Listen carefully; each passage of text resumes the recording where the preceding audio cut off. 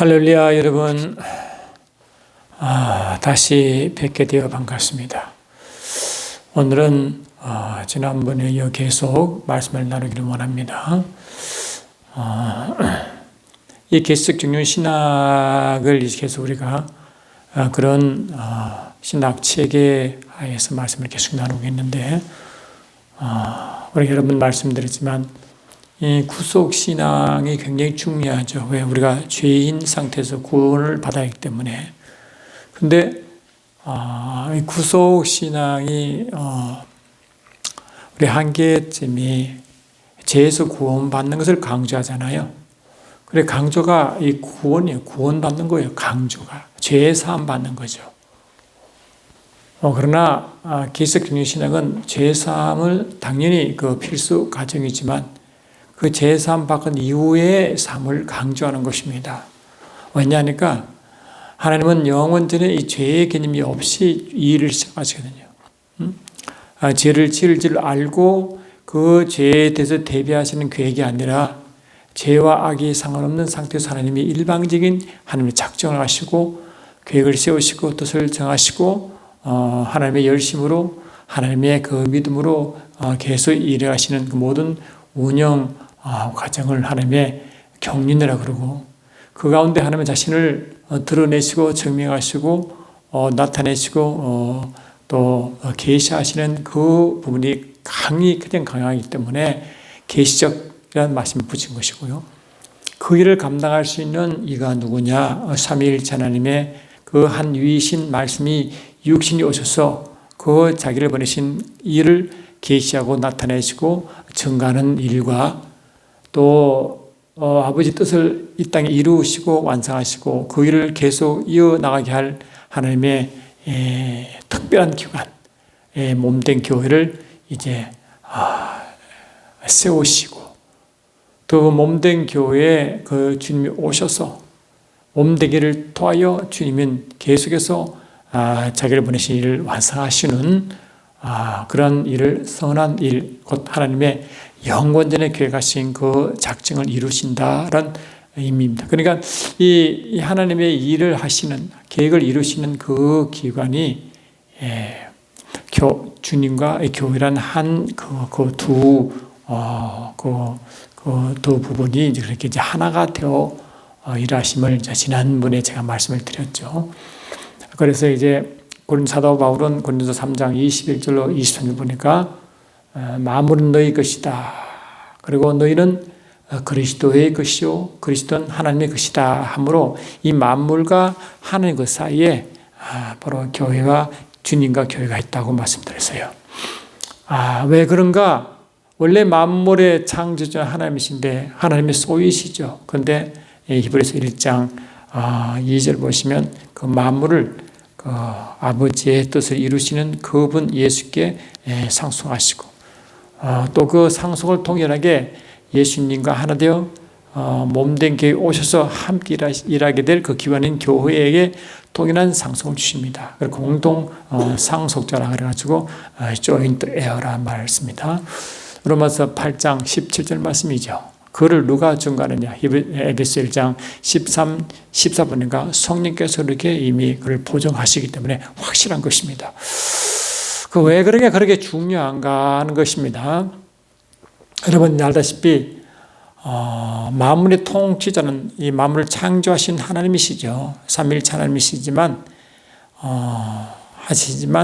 결국은 그 통치하심은 그 하나님 아버지로 이제 대별되는 것입니다. 우리가 이제 그 시편 89편 그 14절 보시면 하나님의 보좌가 나오죠. 하나님 보좌. 하나님 보좌의 기초가 의와 공의라고 말씀하시고 사랑과 진리가 그 앞서 행한다고 되어 있거든요. 그리고 하나님의 보좌 또 하나님 나라는요 공통어가 하나님입니다. 하나님이 계시지 않으면 하나님 보호자도 그의 나라도 의미가 없죠. 왜? 이 통치자 하신 분이 그 하나님이시거든요. 그래 우리가 하나님 나라 그러면 항상 뭐를 생각하느냐? 하나님이 통치하는 나라라고 생각하게 됩니다. 하나님이 통치하는 곳. 우리가 나라라고 말할 때 그 나라가 어떻게 형성됩니까, 여러분? 나라가 통치자가 있고, 다 왕이 있고, 통치받는 그 백성들이 있고, 그 백성이 사는 그 토들이 있죠. 그 세 가지 요소가 있어야 비로소 나라란 말을 하잖아요. 근데 놀랍게도 사도 베드로는 베드로서 2장 9절에 너희는 그의 나라요? 라고 하잖아요. 너희는 그의 나라요. 바울은 이 고린도서 3장 9절에 너희는 하나님의 경작지요, 하나님의 밭이다 라고 말씀하시고, 그래서 하나님의 백성은 하나님의 통치받는 백성인 동시에 하나님이 일하시는 그 집이고 토전이라 말씀하시고 경작지라는 거예요. 그러면 이 하나님이 통치하시고 하나님의 경작밭이 그 성도이시고 동시에 그 하나님 백성이 그 하나님 그 백성이니까 나라가 이게 구성유수가 맞는 거잖아요. 그러니까 이제 하나님 나라를 너희는 그의 나라라고 말한 이유는 그래서 나는 것입니다. 그러니까 그의 나라라고 말하면 항상 우리가 항상 머릿속에 두을 것은 뭡니까? 통치자이신 하나님을 항상 기억해야 됩니다. 하나님 보호자라고 말할 때도 이 보호자가 중심이 아니라 그 보호자에 계시는 하나님이 항상 중심이에요. 그래서 하나님 계시지 않은 보호자는 있을 수가 없고 하나님이 통치하지 않은 하나님이 계시한 나라는 있을 수가 없는 거예요. 그래서 항상 공통 단어가 하나님인 것입니다. 하나님입니다. 아시겠죠? 그래서 우리가 이제 에덴 동산 말을 에덴 동산은 이제 아담이 이제 살던 곳이잖아요. 하나님은 흙으로 사람을 지으시고 그 고의 생기를 불어넣으시니 생혼이 되게 하셔서 에덴에 두십니다.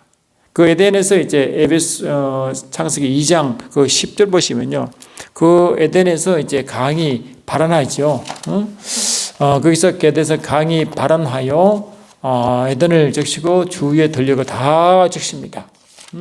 여러분 잘 아다시피 우리가 여러 번 말씀드렸잖아요. 강이 에덴에서 발원하여 에덴에서 출발한다는 거, 출발한다. 동산을 적시고 에덴에서 발원한다는 것은 이 에덴 동산인데, 그러면 에덴 동산인 것은 뭐냐니까 에덴 안에 있는 동산 뜻이에요. 에덴 안에 있는 동쪽의 동산입니다. 에덴 안에 있는 동쪽의 동산, 에덴 동산, 동쪽의 산, 동산, 에덴 동산이다. 에덴의 큰 그 에덴의 이쪽에 동산이 있는 거예요. 그러니까 이 에덴이 그 에덴이란 것은 그 패러다이스라는 것 뜻이잖아요. 패러다이스 그는 하나님 나라의 같은 단어, 다른 단어죠. 이 하나님 나라가 이제 그 에덴이라는 이름으로 표현되는데 그 에덴 나라의 동쪽에 한 지역이 동산이 에덴 안에 있는 동쪽의 동산이에요. 그게 아담이 살던 곳입니다. 그게 그중에서 이제 에덴에서 발원한다 그래서 에덴에서 발원한다는 것은 뭐냐니까 에덴이라는 그의 나라 안에서 흘러나가 동산을 적신다는 거거든요. 그러니까 이 동산에서 나오는 게 아니라 에덴에서 출발하여 동산을 적시고 주를 적힌다는 겁니다. 근데 이 에덴에서 출발한 것이 뭐예요? 비손이랑 강, 그 다음에 기혼이랑 강, 히델과 그 다음에 유브라데라는 강이라잖아요. 비손은 이 부유함이란 뜻이죠. 왜 금이 하월레를 덮였기 때문에 그 다음에 구스도 그냥 결실 열매 은혜죠 은혜. 그 다음에 그 다음에 히데겔과 유브라데는 그 결실 그다음 능력 이 뜻이 있단 말이죠. 그러니까 이 부요함과 은혜와 결실과 그 능력이라는 이 속성은 그 하나님 나라의 특징이요. 하나님 보호자의 어떤 하나님에게서 나오는 그 특징을 말하는 겁니다. 이게. 그러니까 에덴에서 발원한다는 것은 하나님 나라에서 발원한 뜻이고 하나님 나라에서 발원한다는 것은 하나님이 계신 그 하나님부터 출발한다. 그래서 출발이 하나님이에요. 하나님. 아시겠죠? 하나님. 출발이 하나님이다. 하는 것입니다. 그래서 우리가 이제 그 에스겔서 47장에서도 여러분 아시잖아요.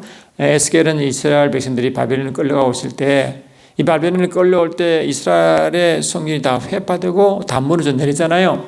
그래서 성전이 없죠. 그런데 이 노예로 끌려온 백성들이 얼마나 실망이고 낭망했겠어요. 그래서 하나님은 에스겔을 통해서 다시 이 회복되고 완성된 성전을 보여주는 게 에스겔 성전입니다. 그 성전을 보니까 이제 그 성전 그 지성소 안에 있는 그 보호자로부터 그 강이 계속 나오는 모습을 보이죠. 보시면 우리가 너무 잘 아는 말씀들이라 다시 한번 보시겠죠.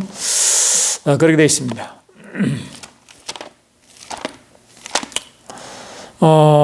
그러니까 이제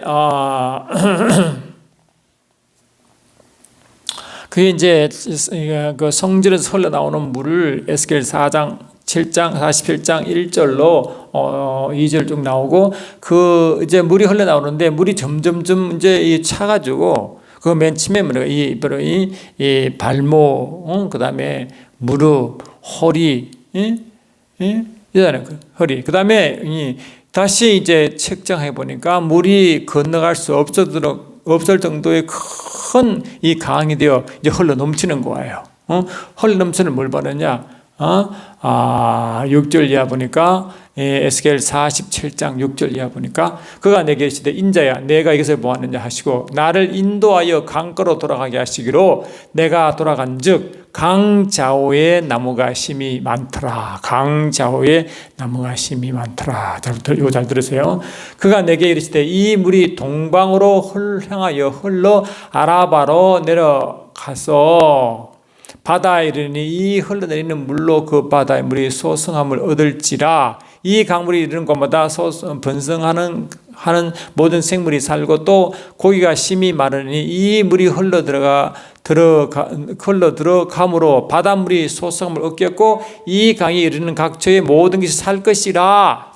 그래서 또 이 강가의 어부가 설 것이니 엔게디에서부터 에네글라임까지 금을 치는 곳이 다 될 것이라. 거기가 각기 종류대로 큰 바다의 고기 같이 힘이 많으리와 쭉 나오다가 12절 보니까 강 좌우 가에는 각종 먹을 실과 나무가 자라서 그 잎이 시들지 아니하며 실과가 끊이지 아니하고 달마다 실과를 맺으며 새 실과를 맺으며 그 물이 송소로 말미암아 나옴이라.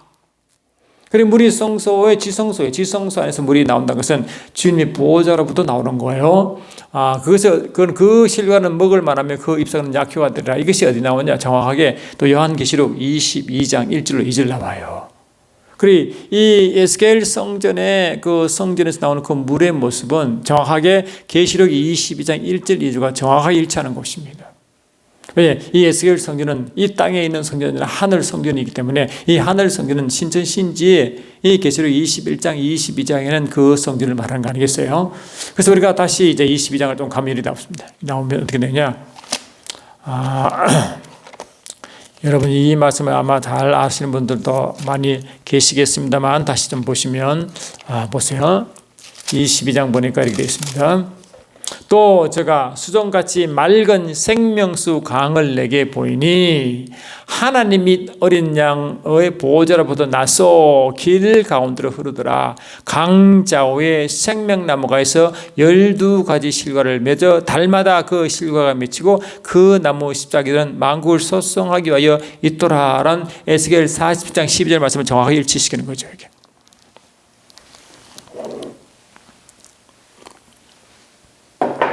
그리고 에스겔 성전은 하늘 성전, 신전 신지에 있는 그 성전을 정확히 말한 것이고 말씀을 성소인데 구체적으로 계시록 22장 1절 보니까 어린 양의 보호자로부터. 그리고 에스겔 47장도 성전 성소의 하나님의 보호자로부터. 그러면 이 창세기 2장 10절에 에덴에서 강이 발현할 때 그 에덴이 그 나라 아닌데 그 나라가 실 하나님께서 나오는 그 하나님 보호자로부터 나오는 하나님 보호자로부터 의미가 있다는 거예요. 그렇죠.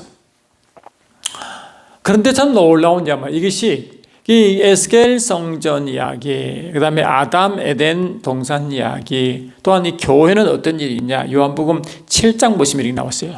7장을 보시니까 7장을 요한복음 7장을 보니까 다 같은 말씀이 서로 이게 연결되어 있습니다. 7장 37절에 보니까 명절 끝났고 큰 날에 예수께서 서서 외치리 가르치되 누구든지 목마르거든 내게로 와서 마시라. 나를 믿는 자는 성경에 이름같이 그 배에서 생수강이 흘러나오리라 하시니 이는 그를 가리켜 그를 믿는 자의 받을 성령을 가리켜 하신 말씀이라. 이렇게 나온다. 이렇게. 그러니까 이 믿는 자 성령을 받은 성도 그 배에서 생수강이 흘러간다. 생수강. The rivers and the waters, the rivers and the, 그러니까 이 강들과 샘들이라 springs and the rivers of living water. 그런 생수의 샘들과 강들로부터 계속적으로 흘러나온다. 왜? 그 배에서 말이야. 이 배가 우리말은 이 수도막 밸리라고 이렇게 되어 있지만 실은요. 이쪽을 뭘 말하느냐 하니까 잠언서 20장 그 27절 보니까 성도의 영은 하나님의 등불이래. 그러니까 이 하나님의 등불, 하나님의 빛이 어디냐? 그 성도의 영이 있다는 거예요. 그래 그 영이 있는 그곳을 말합니다. 그리고 이 확대 성경은 어떻게 되냐니까 그 배라는 의미를 The innermost being이라고 해요. The innermost being. 우리가 또 The innermost being. 벨리라고 이 벨리가 돼. 이게 실은 뭐냐? 이게 The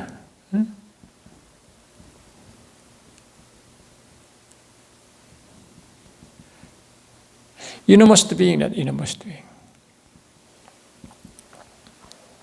이게 이제 잠언서 20장 27절 연결되어 있고 요한복음 7장 38, 39에 나오는 말씀인데, 그러니까 우리가 이제 말하는 이 배라고 이 배라는 것은 실은 영적인 의미는 뭐냐?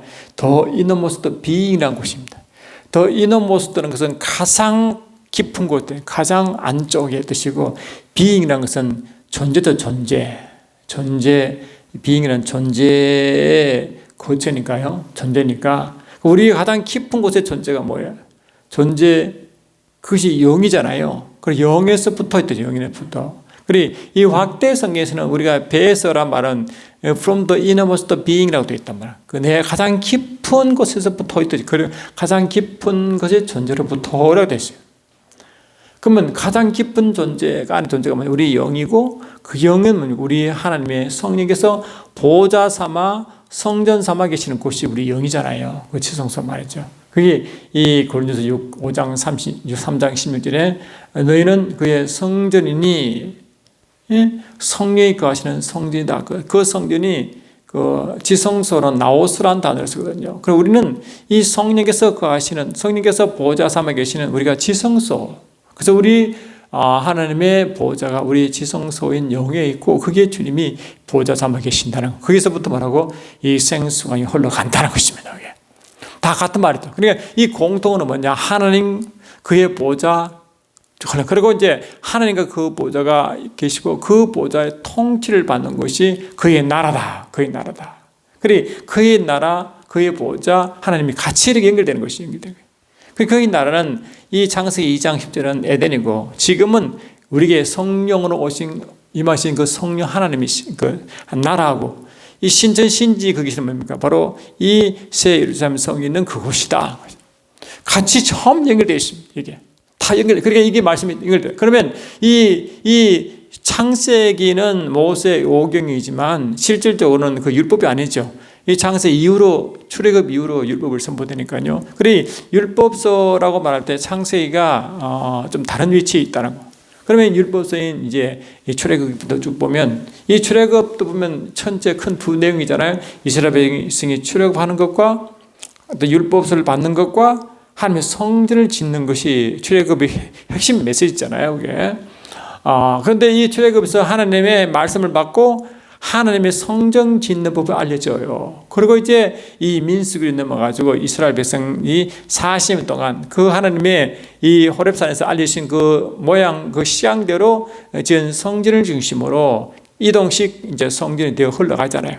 그래서 이제 나중에 가나안 땅에 정착하여 솔로몬 왕 때 이제 정착된 이 성전이 이제 완성이 되는 것입니다. 그들은 계속 이동하는 거예요. 그러다가 그런데 이제 이스라엘 백성이 실은요, 우리가 이 사도 베드로가 말한 것처럼 너희는 그 택하신 족속이요, 왕 같은 제사장이요, 이 말은 이스라엘 백성들이 한 이야기잖아요. 이스라엘 백성이 출애굽기 15장 5절도 보니까 너는 제사장의 나라가 된다. 그 제사장 나라가 이스라엘 백성의 나라가 하나님 원하시는 나라 그 나라거든요. 제사장에 있는 나라.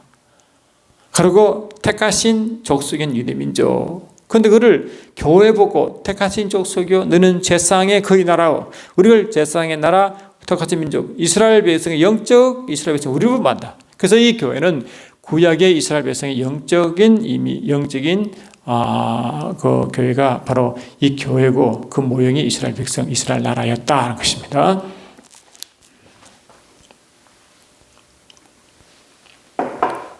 그래서 오늘은 제가 이제 말씀드린 바와 같이 그런 거예요. 그래서 제가 이 그림을 이제 계속 말씀을 계속 지난번 말씀을 계속 이어서 말씀을 계속 이제 연결되어 말씀을 드리고 있는데 우리 이스라엘 백성을 하나님 택할 때 창세기 12장, 13, 12장부터 이제 아브라함을 택하시고 계속 아브라함과의 관계가 나오잖아요. 그 13장, 그 15장 보면 하나님이 이제 하나님의 가나안 땅을 주는 장면이 나와요. 그때 하나님이 아브라함에게 넌 종과 횡과 동서남북을 걸어보라. 네가 걷는 모든 것을 내게 준다고 하시고 그것이 바라고 이제 이스라엘 백성의 나중에 택한 그 적과 꿀이 흐른 가나안 땅이 되는 것입니다. 그 땅이 결국 약속하시고 약 430년 동안 애굽에서 큰 민족이 이루고 그 다음에 약 한 500년 후에 결국 가나안 땅에 들어가게 되는데요. 그러면 가나안 땅이 어떤 의미냐는 것입니다. 하나님이 그렇게 택하시는데 하나님이 아브라함 보고 내가 내게 지시할 땅 그게 이제 결국 가나안 땅이 되는 것인데 왜 그 하나님 그 땅으로 하나님은 정하시고 아브라함을 불러 그 땅을 가게 하셨냐? 그 이유가 있죠. 하나님 괜히 땅을 정하지 않죠.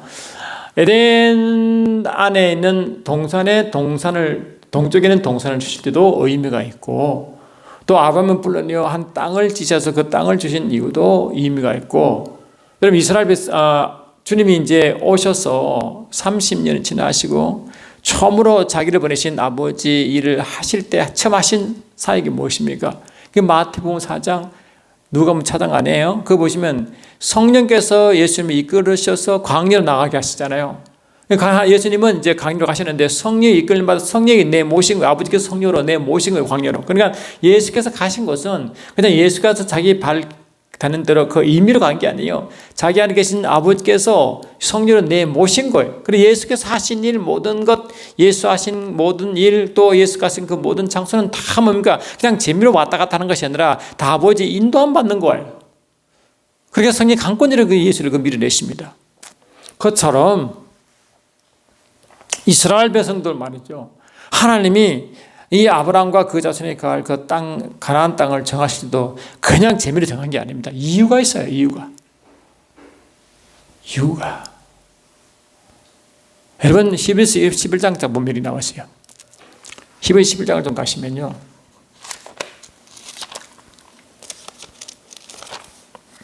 11장을 좀 가시면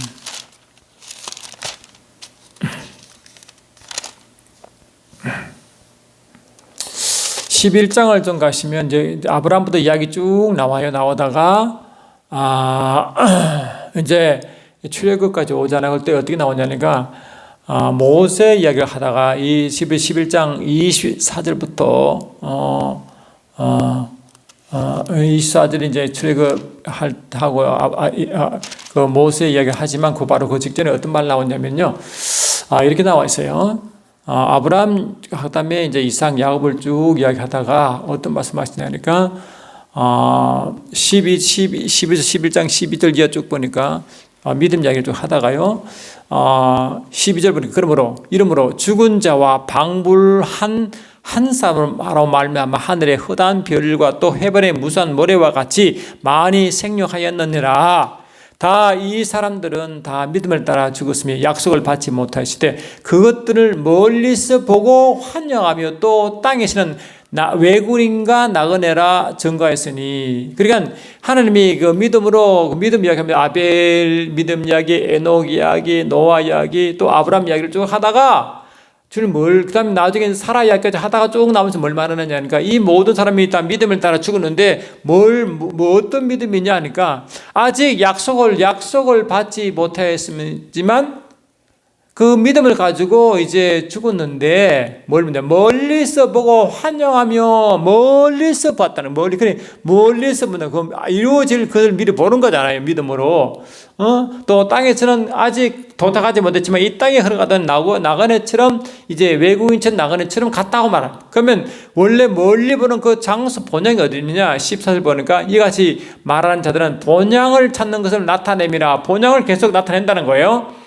뭘 본향이냐? 15절 보니까 너희가 나온 바 본향을 생각하였더라면 돌아갈 기억이 있으려니와 이제 너희는 이제 더 나은 본향을 삼으니 곧 하늘에 있는 것이라. 그리 본향이 하늘에 있대. 이 본향을 향하여 그 믿음의 삶을 계속 살아왔다는 거예요. 그걸 보고 멀리서 희미하게 멀리서 보고 그것을 바라보고 믿음으로 걸어갔다 이 말이에요. 그 멀리 보는데 그 멀리 보는 그 데스티네이션 고울이 뭐냐? 그 본향이 어디냐? 하늘에 있는 것이다. 하늘에 있는 것이라 이렇게 말씀하시죠. 그러므로 하나님이 저희 하나님이라 이름을 받으심을 부끄러워 안 하시고 저희를 위하여 한 성을 예비하셨어요. 그 본향인데 하늘이 있는데 하늘의 성이래요. 이 하늘의 성이 하늘 예루살렘 성을 말합니다. 참 놀라운 이야기죠. 한 성을 예비하셨다. 그러니까 하나님이 이스라엘 백성이 이제 가나안 땅에 할 때 그 가나안 땅까지 계속 이제 그 하나님의 그 아브라함부터 계속 이제 하나님 원래 이제 아벨부터 쭉 이제 들어가서 노아를 거쳐서 아브라함 거쳐서 이제 아브라함의 자녀 이삭, 야곱, 요셉가 쭉 나오잖아요. 그분 뭐면 그들은 다 이제 믿음에 따라 죽는데 먼 번영을 바라보며 나그네처럼 지나갔다는 거예요. 그럼 멀리 한 번영을 뭐냐? 하늘에 있는 것인데 한 성을 예비했다. 바로 하늘에 있는 하늘 예루살렘 성을 딱 말하는 겁니다. 그러면 이스라엘 백성들이 이 땅에 있을 때 그 예루살렘은 뭐예요? 그럼 하늘 예루살렘은 뭡니까? 바로 갈라디아 4장에서 그 비밀이 말합니다. 갈라디아 4장 보시죠. 갈라디아 4장을 보니까 이렇게 되어 있습니다.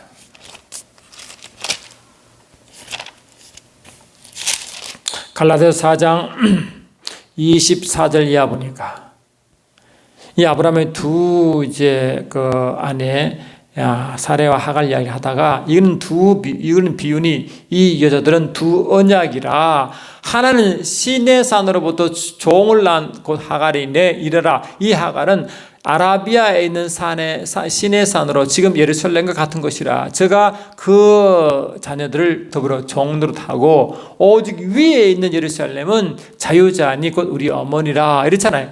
그러니까 지금 위에 있는 한 성을 예비하는데 그 위에 있는 성을 예루살렘이라 하늘 예루살렘이라고 말합니다. 그럼 이 땅의 예루살렘이 뭐냐? 이 비유적으로 아라비아는 시내산과 예루살렘 같은 곳이 이 땅에 있는 이 하갈을 비유한 종의 모습이고 진정한 자유의 모습은 하늘에 있는 것이다. 그러니까 이 구약은 뭐냐? 이 종의 신분으로서 이 땅에 있는 예루살렘을 말하잖아요. 그러나 진실로 자유하고 진실로 진짜 약속의 목적이 뭐냐? 하늘에 있는 그 하늘 예루살렘 성인데 그것이 우리 어머니라고 말. 그 우리 어머니는 실은 의미를 교회를 의미하거든요. 그리고 구약은 그림자로서 교회고 이 신약에서는 진짜 실제의 이 교회로서의 의미, 여자의 뜻이고 실제로 그 진짜 모습이 하늘의 예루살렘 성을 나타낸다고 말하잖아요. 지금요. 보세요. 그러니까 하나님이 이스라엘 지역을 택할 때는 뭡니까? 하늘 것을 모형으로 택했다는 거예요. 기가 막히죠, 그게. 그래 이스라엘 지역을 딱 택할 때도 그냥 택한 게 아니라는 거죠. 그 실제로 봐도요, 이스라엘 지역, 잠깐 그런 이스라엘 지역은 이 유럽과 아시아와 아프리카의 딱 그 병목 사이에 딱 붙어요, 병목에. 그 통로예요, 통로. 연결 통로라고요.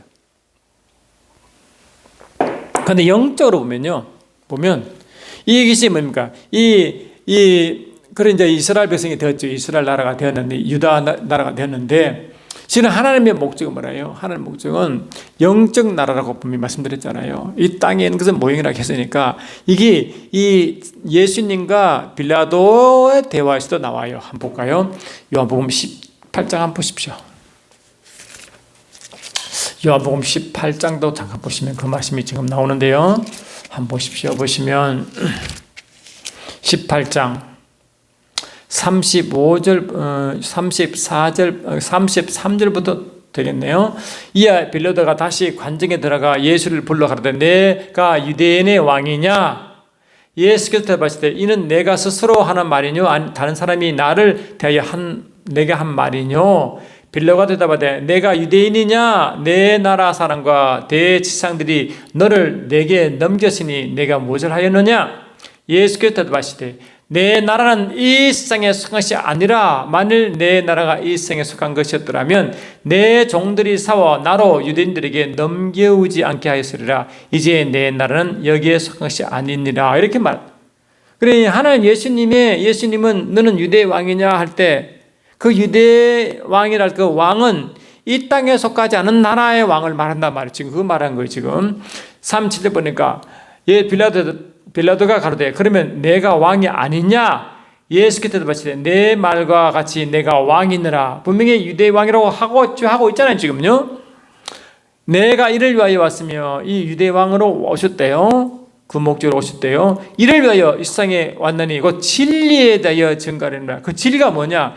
이 땅에 속한 나라가 아니라 하늘의 나라라는 그 진리를 전파하러 오신다. 지금 진리에 대해서 증거를 하느니라. 곧 진리에 속한 자는 내 손을 던지니라. 이게 맞다. 지금 뭐냐면 그러니까 예수님이 유대 왕으로서 이제 유대 왕으로 오셨는데 그 유대 왕이라는 건 뭐냐? 이 땅에 속한 유대 왕이 아니라 하늘에 속한 유대 왕이라는 거예요. 유대 나라. 그 유형적 유대 나라 뭐예요? 하늘 나라죠.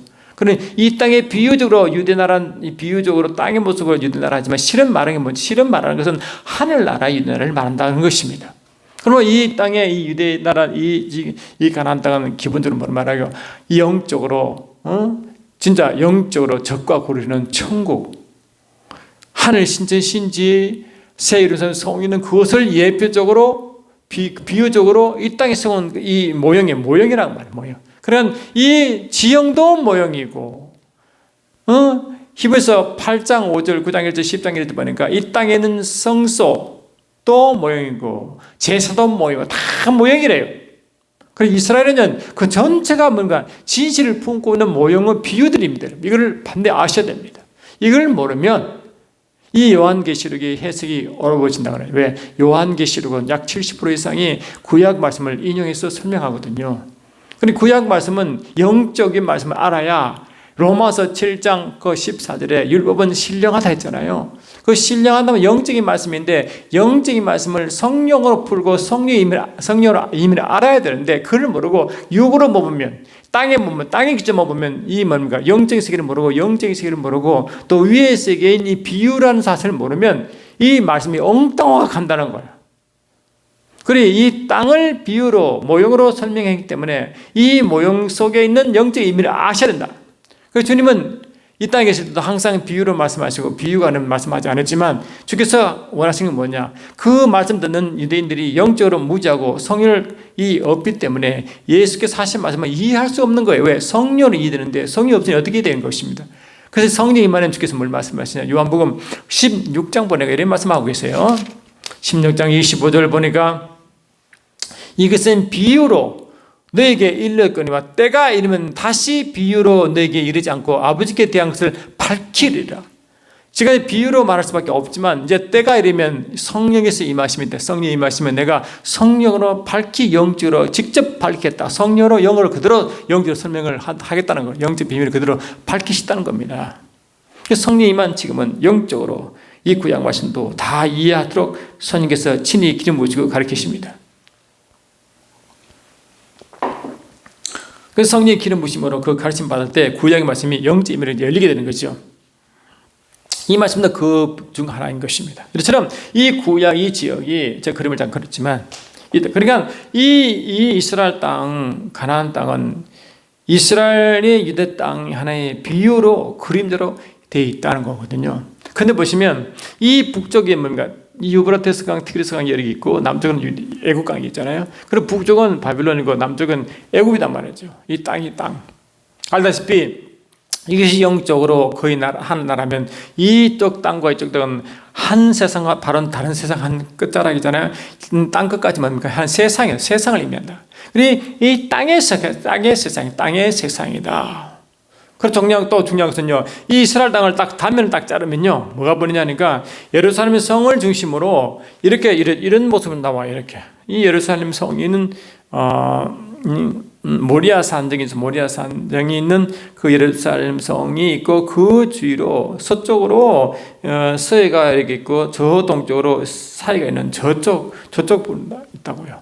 그래 이쪽 사이로 건너가면 내가 그쪽은 뭡니까? 저쪽으로 하나 또 세상이 있죠. 또 이 지중으로 가면 이 지중은 바다로서 다른 세상이란 말이죠. 그러니까 이 한 나라의 중심으로 아래로는 땅으로서의 세상은, 또 이 좌우로는 바다로서의 세상을 의미한다는 것이죠.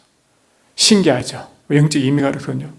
영적 의미가. 그러니까 우리 요한계시록 13장 보면 이런 말씀이 있어요. 계시록 13장 1절 2절 보면 이렇게 되어 있습니다. 6월 계시록 13장 1절을 제가 다시 한번 읽어 드리겠습니다. 요한계시록 13장 1절 2절. 내가 보니 바다에서 한 짐승이 나오는데 뿔이 열이요 머리가 7이라. 그 뿔에는 10면류관이 있고 그 머리들에는 참난된 이름들이 있더라. 내가 본 짐승은 표범과 비슷하고 그 발은 곰의 발 같고 그 입은 사자의 입 같은데 용이 자기 능력과 보호자와 큰 권세를 그에게 주었더라. 이 계시록이 이제 순 환상 가운데 열린 말씀이더라. 그 영안에서 보는 말씀이란 말이죠. 영안에서 주님이 성령을 주신 말씀이란 말이죠. 근데 이 보니까 이 바다에서 짐승이 올라와요. 짐승이 올라오는데 그 10뿔과 17머리를 갖고 왔다. 그 10뿔에 10 왕관을 덮으시고 그 왕관은 그 이름에는 머리는 참는 하나님을 모독하는 이름이 있다는 거예요. 근데 그 짐승의 모습이요 신기합니다. 표범과도 같고 곰과도 같고 사자와도 같고 이런 모습이에요. 이런 모습. 그러면 이 사자, 곰, 표범은 뭡니까?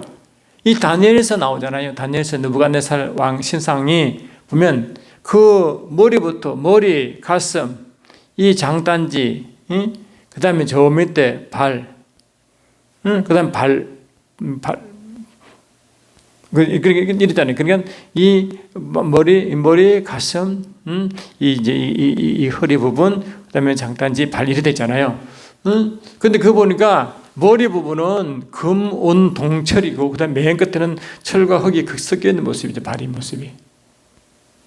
근데 이 앞에 이 머리, 이 가슴, 이 부분이 금, 은, 동인데 그 금, 은, 동이 뭐냐? 뒤에 이 사자, 곰, 표본이라고 되어 있단 말이죠. 그 사자는 영적으로 뭐니까 바벨론 말이었고, 그 밑에가 페르시아, 그 밑에 헬라, 그 다음에 로마 이렇게 되어 있단 말이죠. 맨 끝에는 뭡니까? 이 주님 오실 때까지 로마 이후 모든 제국들을 말하는 거예요. 그러니까 이 느부갓네살 신상 뒤에 그 곰, 사자, 곰, 표범이 그 짐승이잖아요. 그 짐승이 똑같은 그 짐승이 바다에서 올라오는 짐승의 모습을 갖고 있단 말이에요. 그래 이 구약 그 옛날에 그 대적 바벨론, 그다음 페르시아, 그다음 헬라 뒤에 역사하는 악한 영들이 그 속성이 모양을 비슷한 모양으로 또 나타난 그 모습입니까? 두렵고 무서운 짐승의 모습 이렇게 모습 나타난단 말이죠. 이렇게 흉악한 모습으로 말이죠. 근데 바다에서 올라오고 바다에서. 근데 이 바다라는 것은 바다에서 올라오고 또 계시록 13장 11절 또 보니까 이 계시록 13장이 666표가 나오는 그 장이잖아요. 13장 1절 보니까 11절 보니까 또 봄에 또 다른 짐승이 땅에서 올라오니 새끼 양같이 두 뿔이 있고 용처럼 말하더라. 먼저 나온 짐승의 모든 것을 행하고, 그러니까 이 바다에서 온 짐승은 그런 이상한 모습을 하고 온 그 짐승에게 용의 모든 것을 그에게 주고, 또 땅에서 온 짐승은 바다의 짐승의 권세를 가지고 행사하고 이렇게. 그리고 땅과 바다, 여기서 말하는 땅과 바다는 뭡니까? 우리가 말하는 이런 눈에 보이는 바다, 땅이겠습니까? 아니죠. 계시록 17장 18절 보니까 이 바다가 무지개의 의미가 있고요. 또 바다가 흑암면 단어가 또 있습니다. 그리고 이 바다는 흑암과 무지개를 의미하는 영적 의미가 갖고 있어요. 땅은 그냥 어두운 음부의 의미를 갖고 있습니다. 음부의 의미. 옛날 구약 때 보시면요, 죽은 사람이 스올에 간다.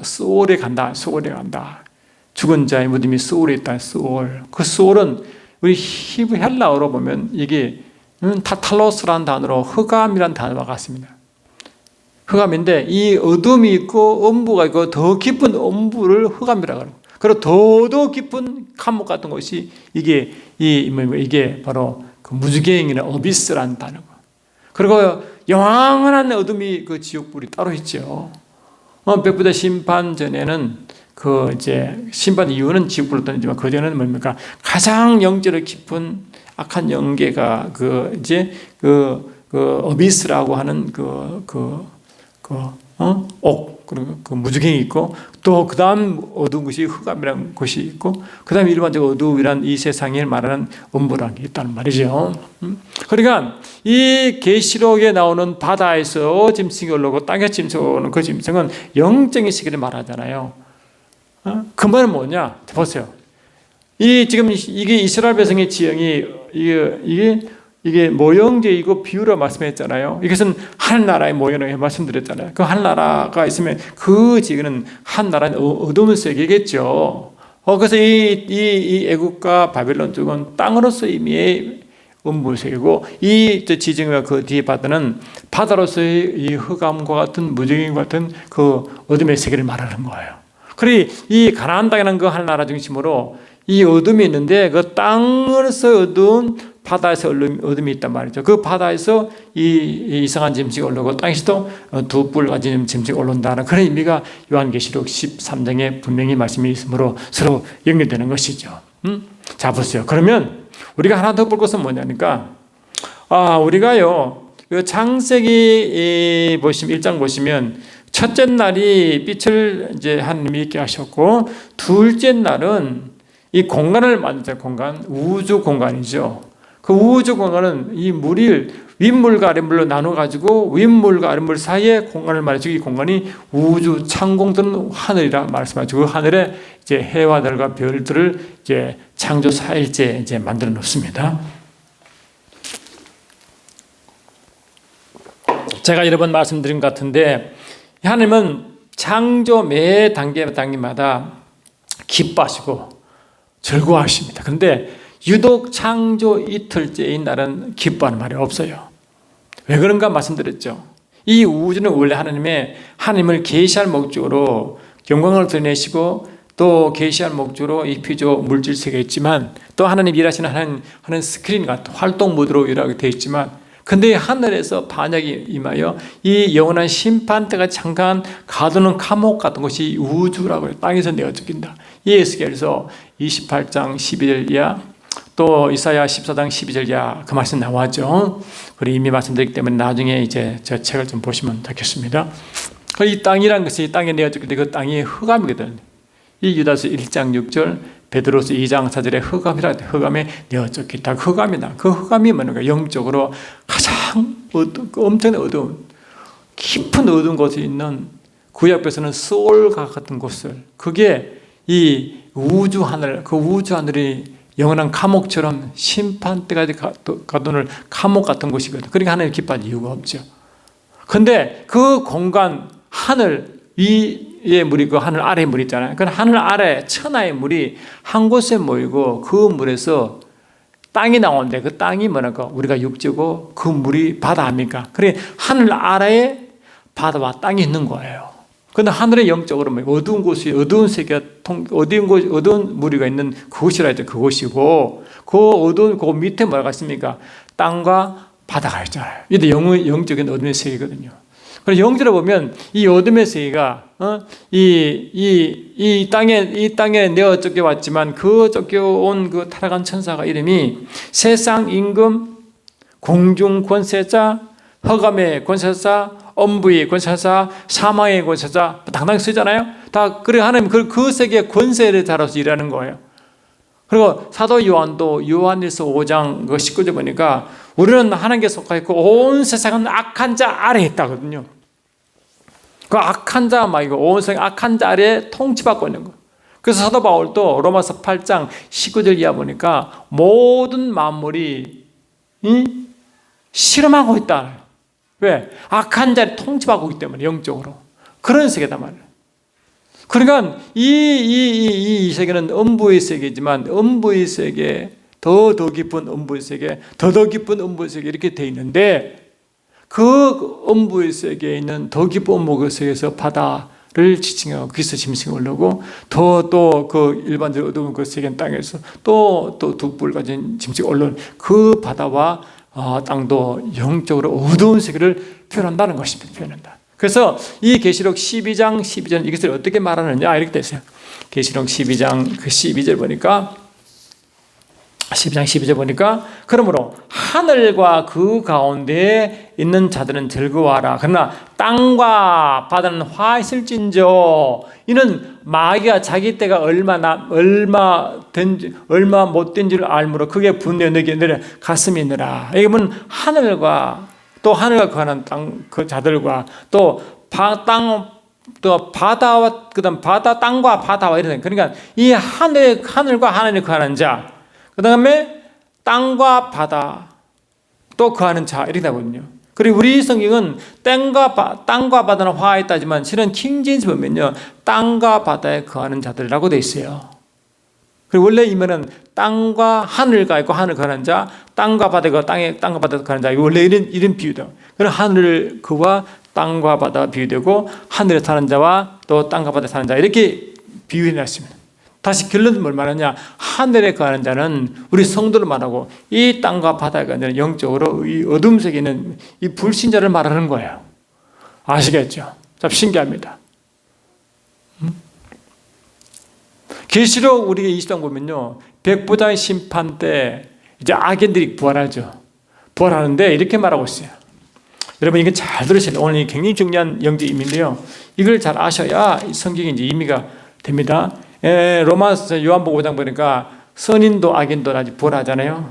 선인은 주님이 재림하실 때 다시 부활에 참여하는 의인들이고 악인들은 매일마다 백보자 심판 직전에 다시 부활하는데 그것은 심판에 부활한다고 되어 있지 않습니까? 그 심판 부활할 때 그 예수 믿지 않는 자들이 어떻게 부활하느냐 그 부활하는 말 나오죠. 그 20장 그 13절이에요. 바다가 그 가운데 죽은 자를 내어주고 또 사망과 음부도 그 가운데 있는 자들 내준다 이런 데잖아요. 바다가 죽은 자를 내준다. 이 바다가 뭡니까? 우리 바다가 안에 있죠. 영적인 흑암의 세력이 있죠. 흑암의 세계에 있는 그 죽은 자고 또 음부 그다음에 사망과 음부도 그 죽은 자를 내주는데 이 무슨 말이냐니까 그래서 사망과 음부 또 바다도 영적 임이라 그랬잖아요.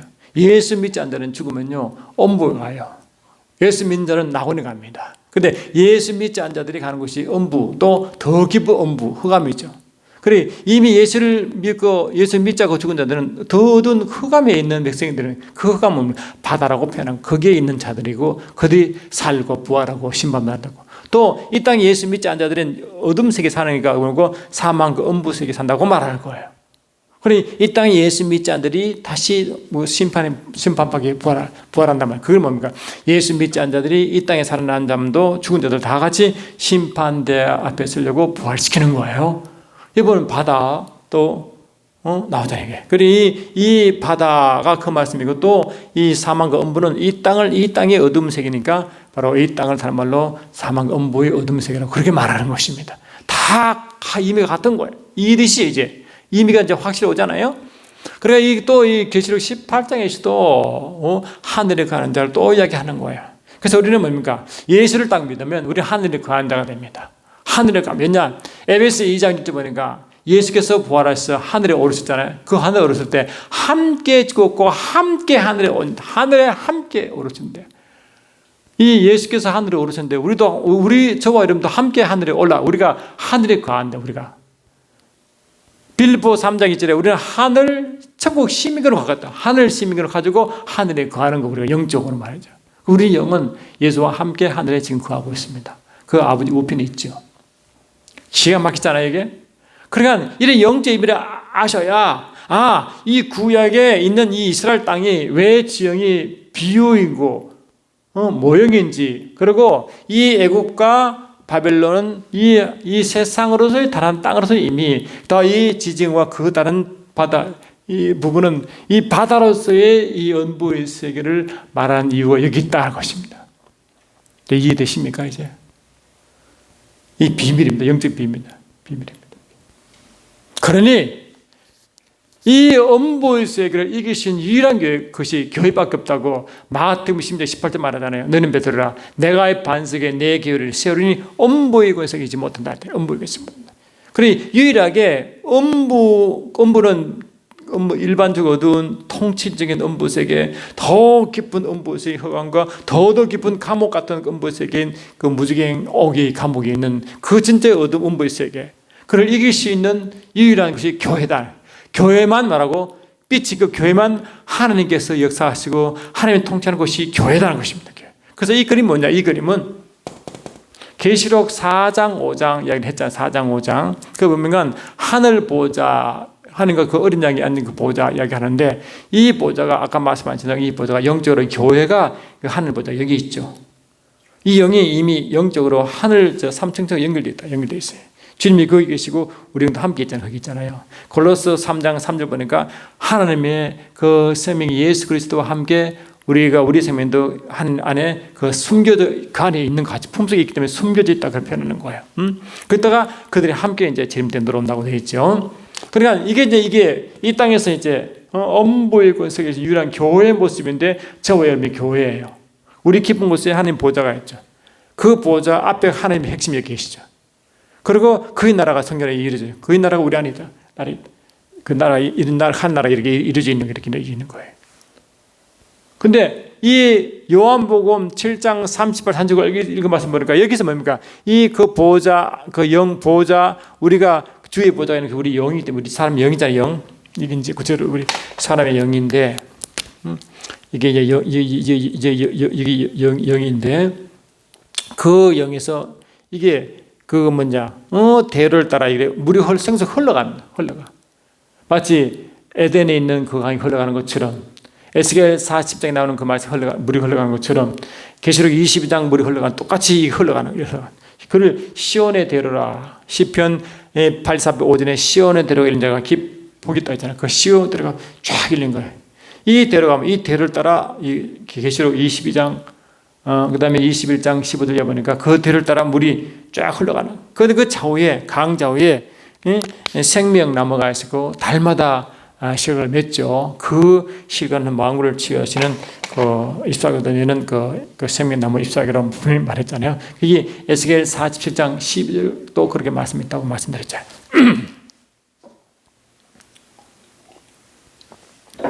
그러니까 오늘 이 말씀이 이스라엘 백성들의, 그러니까 이 이스라엘 나라는 그 꼭대기에 예루살렘 성이 있고 그 주위에 이제 높은 산이 이렇게 해서 서쪽으로는 뭐라고 그 서해가, 동쪽으로는 사해가 이런 모습인데, 이것이 신천신지 새 예루살렘 성도 똑같은 모습이에요. 왜? 이 땅의 예루살렘이 하늘 예루살렘의 모형이기 때문에. 그래 하늘 예루살렘도 이 땅의 그 예루살렘이 그게 모형으로서 실제로서 똑같은 모습이 있단 말이에요. 이게. 그래서 이게 이제 그 스가랴서 14장이 하늘 예루살렘 성을 쭉 묘사하고 있는데, 그 말씀을 좀 요약하면 나중에 보시면 되는데, 그 예루살렘 성으로부터 동서로 여름에도 겨울에도 계속 물이 흘러나와요. 그 보좌로부터 이 스가랴서 14장 8절입니다. 보시면 흘러나가지고 에스겔서는 이 말씀, 이 물이 흘러나오는 것마다 이 사막이 강으로, 그 사막이요 평원으로 바꿔죠. 푸른 초장으로 바뀝니다. 그 이제 아라바라는 게 있어요. 아라바가 원래 사막, 광야입니다. 아라바거든요. 근데 이것이 이 광야가 뭐라고? 이게 푸른 초장으로 바뀌는 거예요. 가는 것만 다 살아나는 거예요. 이것도 그래. 다 가는 것만 다 물이 살아나. 그러니까 이게 동과 서로 뭐라고? 계속 그 시온성 예루살렘 성에서 계속 흘러가는 거예요. 가는 것마다 살립니다. 세상을 살리죠. 이 세상이 뭡니까? 지금 바다로 임하는 세상이라고 했잖아요. 세상을 계속 살리는 겁니다. 그래 어둠이 임할수록 이 보좌 안에 이 보좌에서는 강력한 생수가 계속 흘러가. 이게 하늘 모습인 동시에 이 땅의 교회의 모습이에요. 그것이 이 에덴의 모습이었고, 구약은 그 에스겔서에서 하늘 예루살렘 성을 비유하면서 그걸 설명하고 있는 거예요. 이렇게. 계시록 20장은 실제 이 하늘 예루살렘 성의 모습이고 말이죠. 그래서 현재 우리 교회는 뭐냐? 이 교회는 지금도 이런 하늘 예루살렘 성의 모습이 이 땅에 이루어진 것이기 때문에 우리 속에 기쁨 속에서 요한복음 7장 30절 39절은 계속 이 가장 깊은 곳 있는 모습도 being에서부터 계속적으로 생수의 샘과 강이 되어 계속 세상 흘러보는 것입니다. 가는 것마다. 이 교회입니다. 교회. 그래서 우리는 뭡니까? 계속 세상으로 하늘로부터 바다, 하늘로부터 계속 흘러보는 거, 하늘로부터. 왜? 그 아버지가 통치하는 하나님이 항상 중심이니까요. 이 야고보서 1장 17절이 뭡니까? 그 말씀 안에서 여기서 1장 18절 보니까 야고보서 1장 17절이 그 말 나오잖아요.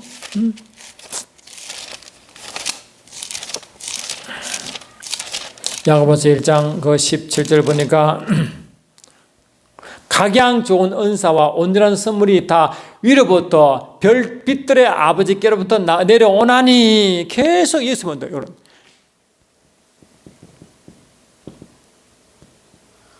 또 고린도후서 3장 보니까 우리의 만족은 스스로가 오는 게 아니라 하나님께로부터 나온다. 우리 그 만족은 이거는 sufficiency인데 이 만족이 헬라 단어가 하늘의 권능 뜻입니다. 하늘의 권능.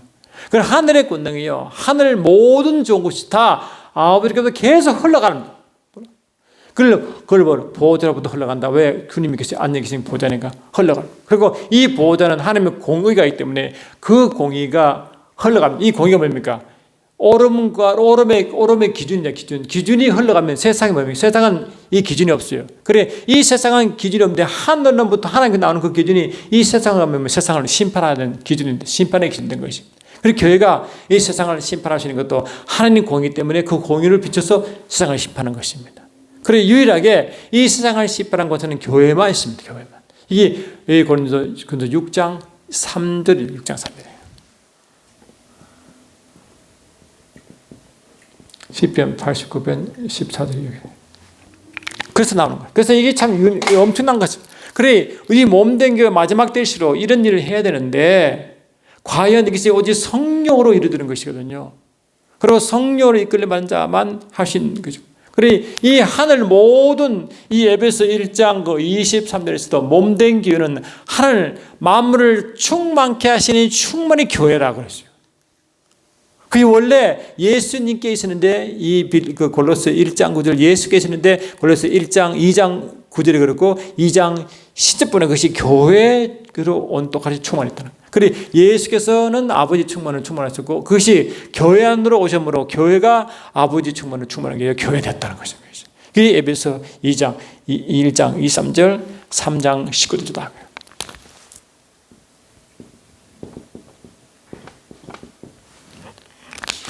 계속 흘러버립니다.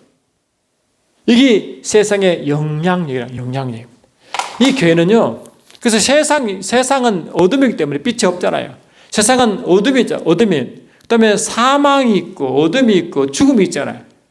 근데 이 세상은 해 아래 새 것이 없어요. 근데 이 해 아래 새 것이 없는데 하늘 새 것으로 계속 흘러버리는 것이 교회입니다. 그래서 사도 바울 또 고린도후서 4장 16절이겠죠. 4장 16절. 고린도후서 4장 16절 보니까 이랬죠. 4장 16절. 그러므로 우리가 낙심하지 아니하노니 그 사람은 후패나 우리 속사람은 날로 새로워진다. 우리 속사람은 날로 새로워진다. 이 속사람이 영인데 우리 속사람 영이 날로 새로워집니다. 새로워진다는 것은 카이노스란다는, 카이노스가 이 땅에 속하는 하늘 것이란 말이에요. 안 됩니까?